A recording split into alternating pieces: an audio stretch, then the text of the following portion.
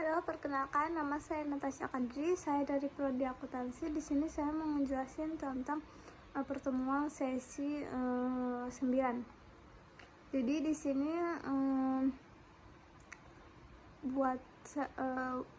buat tugasnya di sesi 9 itu ada 8. Buat yang nomor 1 saya bakal jelasin.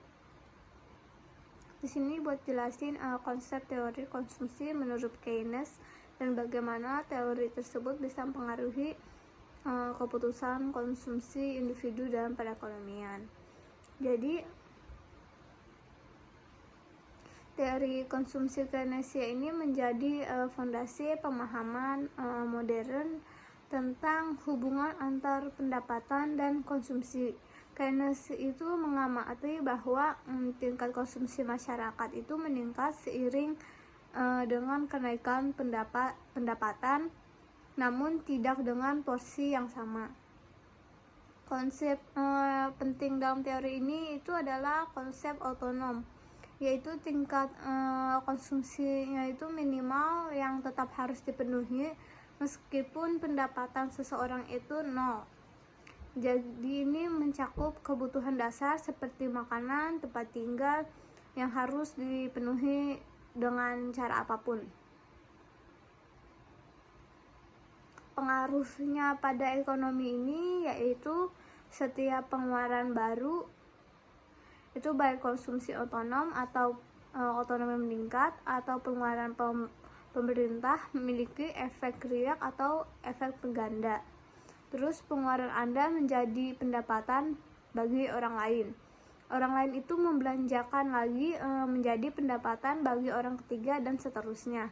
Artinya sedikit peningkatan pengeluaran awal dapat menyebabkan peningkatan total aktivitas ekonomi atau pendapatan nasional yang jauh lebih besar.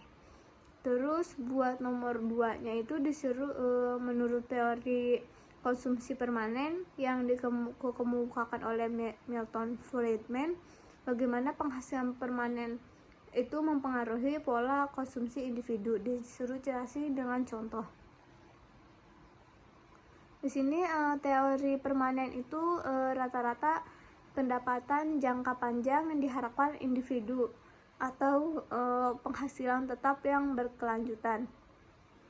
Seperti situasi seseorang mendapatkan promosi jabatan dengan kenaikan gaji permanen dan berkelanjutan, ini meningkatkan ekspektasi pendapatan jangka panjang mereka.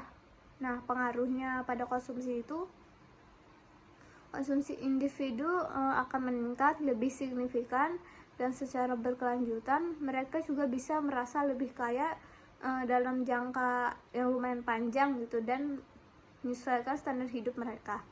Terus buat nomor 3-nya itu bandingkan teori konsumsi antara pendekatan Keynesian dan teori siklus hidup yang dikemukakan oleh Modigliani and Bloomberg. Dan apa perbedaan utama dalam asumsi teori ini, kedua teori ini. Jadi perbandingan teori Keynesian dan Modigliani dan Bloomberg ini, teori Keynesian ini berfokus pada kondisi saat ini atau jangka panjang. Nah, asumsi utamanya itu konsumsi meningkat seiring kenaikan pendapatan, namun tidak dengan proporsi yang sama. Kalau dapat uang tambahan, orang pasti akan membelanjakannya sebagian. Konsumsinya juga otomatis jadi naik. Tapi tidak semua uang itu tambah jika kita habiskan. Sebagian pasti ditabung. Ini adalah konsep kecenderungan konsumsi marginal atau MPC yang nilainya antara 0 dan 1. Terus juga adanya konsumsi otonom. Ada peningkatan minimal yang tetap harus dipenuhi meskipun pendapatan orang itu 0. Ini kayak kebutuhan dasar, kayak makanan, tempat tinggal yang harus dipenuhi dengan cara apapun. Misalnya berutang, menjual aset, atau mengambil tabungan lama. Sementara buat teori siklus hidup atau Modigliani ini dan Bloomberg, ini adalah teori yang melihat perilaku konsumen dalam kerangka waktu atau seumur hidup. atau bisa dibilang jangka panjang. Terus berikut buat asumsinya itu, konsumen adalah perencana rasional yang merencanakan pengeluaran konsumsi mereka secara hati-hati untuk menjaga tingkat konsumsi yang stabil di masa muda hingga pensiun. Itu tujuannya itu meratakan konsumsi, konsumen berusaha menghindari goncangan dalam standar hidup. Masa produktif atau masa muda atau dewasanya itu pendapatan tinggi, konsumsi stabil, dan kelebihan pendapatan itu ditabung atau akumulasi aset. Buat masa non produksinya itu atau masa pensiunnya itu pendapatan kerja sampai konsumsi stabil dengan cara menghabiskan tabungan menggunakan aset. Buat nomor 4-nya itu bagaimana konsep saving atau penghematan negatif muncul dalam teori konsumsi siklus hidup. Terus disuruh jelasin situasi di mana individu mungkin melakukan de-saving dan dampaknya pada stabilitas ekonomi itu apa sih? De-saving ialah jika pengeluarannya lebih besar daripada uang masuk di bulan itu. Kenapa orang melakukan de-saving menurut teori siklus hidup? Jadi de-saving itu menjadi bagian dari rencana hidup yang tujuannya ialah punya standar hidup atau konsumsinya bisa stabil sampai tua. Nah, situasi utama individu melakukan de-saving yaitu pada saat muda atau awal karir. Situasinya itu individu baru lulus atau baru mulai karir, pendapatannya juga masih rendah, tetapi kebutuhan berkonsumsinya juga udah relatif tinggi. Buat perilakunya itu memenuhi tingkat konsumsi yang stabil dan memenuhi kebutuhan aset awal. Mereka itu seringkali utang atau mengandalkan dukungan keluarga yang belum bisa disebut dengan de-saving. Dampaknya de-saving pada stabilitas ekonomi itu bikin ekonomi lebih santai, karena orang tua pensiun terus menghabiskan tabungan, dan orang muda tetap berusaha menjaga konsumsi total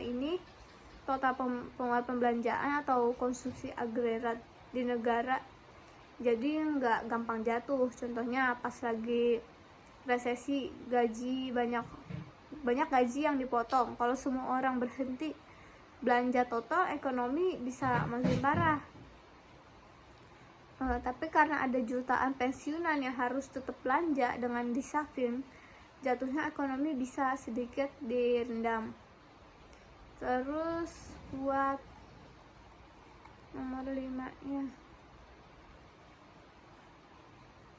disuruh analisis bagaimana faktor-faktor seperti suku bunga, ekspektasi inflasi, dan kebijakan fiskal dapat mempengaruhi perilaku konsumsi masyarakat menurut teori intertemporal.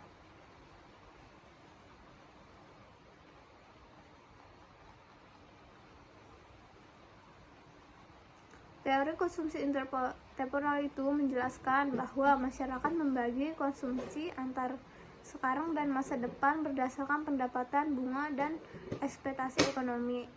Itu ada beberapa bagiannya, yaitu pertama suku bunga. Jika suku bunganya naik, orang cenderung menabung lebih banyak dan menunda konsumsi sekarang karena imbal hasil menabung lebih besar. Begitu juga sebaliknya, suku bunga turun membuat orang lebih memilih konsumsi sekarang karena manfaat menabungnya itu kecil. Terus ada ekspektasi inflasi. Jika masyarakat mengharapkan inflasi naik di masa depan, harga di masa depan akan lebih mahal, sehingga orang lebih milih konsumsinya sekarang sebelum harganya naik. Kalau inflasi diperkirakan stabil atau menurun, konsumsi bisa ditunda ke masa depan. Terus juga ada kebijakan fiskal, pajak, dan belanja pemerintah. Itu ada kenaikan pajak mengurangi pendapatan disposable sampai konsumsi sekarang turun. Terus juga ada penurunan pajak, kenaikan pendapatan, konsumsi sekarang naik terus, atau bantuan pemerintah atau stimulus membuat konsumsi masyarakat meningkat karena daya belinya naik. Dalam teori intertemporal juga masyarakat menyesuaikan konsumsi berdasarkan ekspektasi pajak di masa depan. 5 buat nomor 6 nya.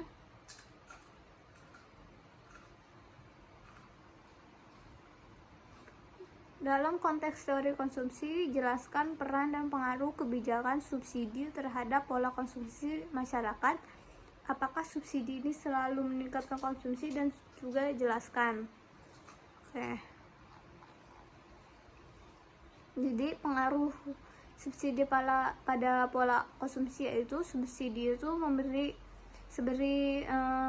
seperti uang saku yang diberikan oleh pemerintah. Itu tujuannya itu buat meringankan beban belanja kita. Dalam konteks teori konsumsi, subsidi ini memiliki dua peran, yaitu mempengaruhi pola, yaitu efek pendapatan atau income effect. Jadi maksudnya subsidi itu terutama yang ditunjukkan untuk kebutuhan pokok, itu seperti subsidi bahan bakar, listrik, dan bantuan sosial yang berupa tunai. Jadi itu buat mengurangi pengeluaran masyarakat. Pengaruhnya itu ketika harga barang kebutuhan turun karena subsidi, atau ketika masyarakat menerima bantuan berupa uang tunai, itu pendapatan real atau daya beli masyarakat itu jadi meningkat. Masyarakat itu jadi merasa lebih kaya karena uangnya bisa mereka belikan banyak barang. Buat pola konsumsinya itu, peningkatan daya beli ini kemungkinan masyarakat untuk meningkatkan konsumsi pada barang yang subsidi maupun barang-barang lain atau barang normal yang tidak subsidi. Terus efek subsidi atau subsidization effect. Subsidi barang tertentunya membuat harga barang tersebut menjadi relatif lebih murah dibanding harga sejenis lainnya. Nah, pengaruhnya itu konsumen cenderung akan mengalihkan konsumsi dari barang harga yang relatif lebih mahal ke barang subsidi karena menawarkan nilainya jadi yang lebih baik gitu. Buat pola konsumsi ini, hal ini menyebabkan konsumsi barang yang subsidi meningkat karena spesifik seringkali melebihi tingkat yang seharusnya terjadi dalam kondisi pasar normal. Terjadi overkonsumsi barang subsidi. Apa subsidi selalu meningkatkan ekonomi? Secara teori ekonomi, subsidi itu ditujukan untuk meningkatkan konsumsi dan daya beli. Dan dalam banyak kasus itu berhasil, namun jawabannya itu tidak. Subsidi itu nggak selalu meningkatkan konsumsi secara keseluruhan atau secara efektif gitu. Berikut ada alasannya ya, mengapa subsidi mungkin tidak selalu meningkatkan konsumsi atau bisa dibilang nggak efektif. Perilaku menabung ala perencanaan jangka panjang. Jika masyarakat menganggap subsidi atau bantuan itu cuma sebentar atau sementara, mereka cenderung tidak merubah kebiasaan belanja buat jangka panjang. Jadi reaksinya itu uang mereka hemat dari subsidi atau bantuan itu justru ditabung sebagai bekal buat masa depan. Ini sesuai sama teori siklus hidup. Kalau uangnya ditabung, otomatis konsumsi hari ini tidak naik. Terus juga ada salah sasaran. Subsidi bisa disalah nikmati buat orang yang udah mapan. Jadi maksudnya itu orang yang udah berpendapatannya tinggi. Nah, reaksinya orang kaya lebih memiliki kecenderungan menabung yang tinggi. Jadi uang yang mereka hemat dari subsidi tidak dipakai buat belanja tambahan, tapi langsung masuk ke rekening tabungan mereka, yang efeknya itu ke peningkatan konsumsi nasional jadi kecil. Nah, terus buat nomor 7-nya itu Dalam konteks teori konsumsi, jelaskan peran pengaruh kebijakan subsidi pemerintah terhadap pola konsumsi masyarakat. Apa subsidi tersebut apa subsidi selalu meningkat? Di sini suruh uraikan. Uraikan pandangan teori konsumsi perilaku atau behavioral consumption theory dalam menjelaskan keputusan konsumsi individu yang tidak rasional dan juga bagaimana bisa kognitif dan pengaruhi kebutuhan konsumsi seseorang. Teori konsumsi atau perilaku itu menjelaskan bahwa individu itu tidak selalu membuat keputusan keputusan konsumsi secara rasional. Ini faktor psikologisnya itu kayak emosi, kebiasaan, dan seseorang memproses informasinya itu dapat mempengaruhi pilihan mereka. Bias kognitif itu dapat membuat keputusan konsumsi menjadi kurang tepat. Contohnya, itu anchoring, itu maksudnya terpaku pada harga awal atau diskon. Jadi ada kadang orang yang membelanja itu melihat dari diskon atau harga awalnya berapa, itu juga bisa mempengaruhi. Terus ada juga herding, itu mengikuti pilihan banyak orang. Jadi dia itu kalau orang milih ini otomatis dia juga mau ikut-ikutan gitu. Terus juga ada present bias, itu lebih memilih kepuasan saat ini daripada manfaat jangka panjang. Jadi dia membeli sesuatu nggak dipikirin dulu buat jangka panjangnya gitu, buat yang penting puas sekarang. Terus ada loss aversion, itu takut kehilangan kesempatan sehingga membeli sesuatu yang sebenarnya nggak diperluin. Jadi karena dia beli, misalnya dia beli barang yang bisa dibilang itu tinggal satu-satunya gitu di toko tersebut. Karena itu tinggal satu-satunya, karena dia takut nanti nggak ada kesempatan lain buat dia beli. Yang bisa dibilang di rumahnya ini dia nggak terlalu perlu banget nih barang. Mungkin kalau misalnya dia beli juga nih barang bakal ditaruh di mana-mana aja. Tapi karena dia takut nanti dia nggak punya gitu, sudah dibeli. Nah, jadi bias-bias ini itu menyebabkan individu itu sering membuat keputusan konsumsi yang sepenuhnya itu nggak rasional. Buat nomor 8, disuruh jelaskan peran faktor psikologis seperti optimisme atau pesimisme konsumen dalam pengaruhi keputusan konsumsi tengah ketidakpastiannya ekonomi. Bagaimana teori konsumsi itu menjelaskan fenomena ini.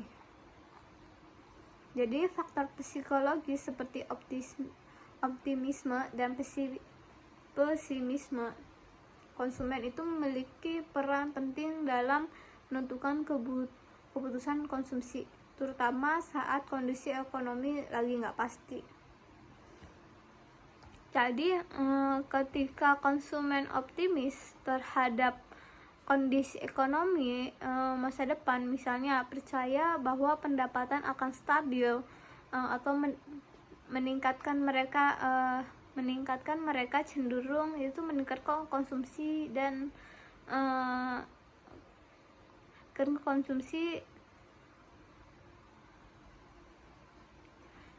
lebih berani melakukan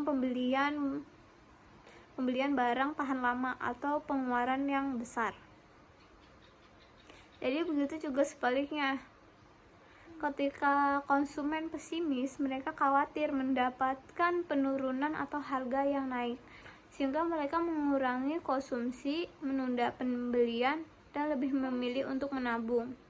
Dalam teori konsumsi, khususnya konsumsi intertemporal dan perilaku behavioral, itu dijelaskan bahwa keputusan konsumsi itu dipengaruhi oleh ekspektasi di masa depan.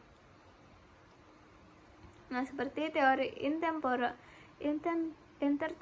itu menyatakan bahwa konsumsi itu ditentukan oleh bagaimana individunya itu memperkirakan pendapatan di masa depan. Jika ekspektasi positif, konsumsi saat ini meningkat. Jika negatif, konsumsinya jadi ditahan.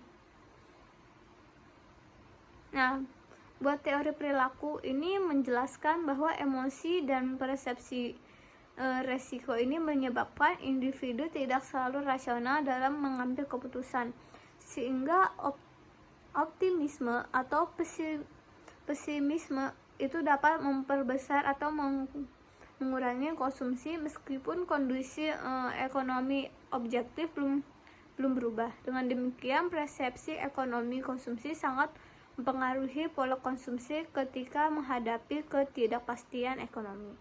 Sekian dari saya, mohon maaf jika ada kesalahan kata dan kesan pengucapan. Maka saya akhiri.